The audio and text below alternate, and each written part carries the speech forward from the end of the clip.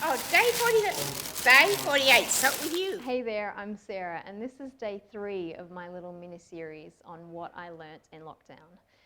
So the third question that is coming to you today is, what memorial stone will I erect in this time? What memorial stone will you erect in this time? So in the Bible, there's a lot of examples of the Israelites having encounters with God, and as a way of remembering it for themselves, but also for future generations, they actually erect a stone in the area and name it.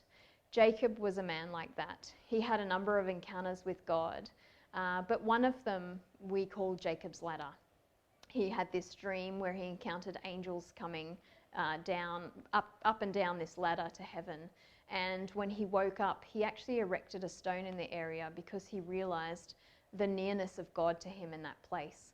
And it's so interesting that there are multiple times in the Bible where we're given examples of where God is close to those who are struggling. In Psalm 34, actually, it talks about God being close to the brokenhearted. And so if you're experiencing brokenheartedness or grief or anything like that at this time, I would encourage you that it's actually at those times that we can sense sometimes God the nearest, even if we don't always see it. Sometimes looking back, we can see it better. But I would encourage you to think about what it is in this time that God is showing you that will become a memorial stone for you. And not just for you to look upon now and think, wow, look what God did in this time.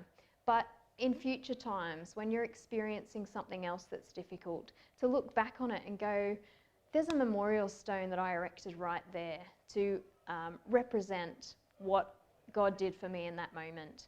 And so I would encourage you to share that with others in their times of need, but also these are things that the Israelites used to share it with generations to come.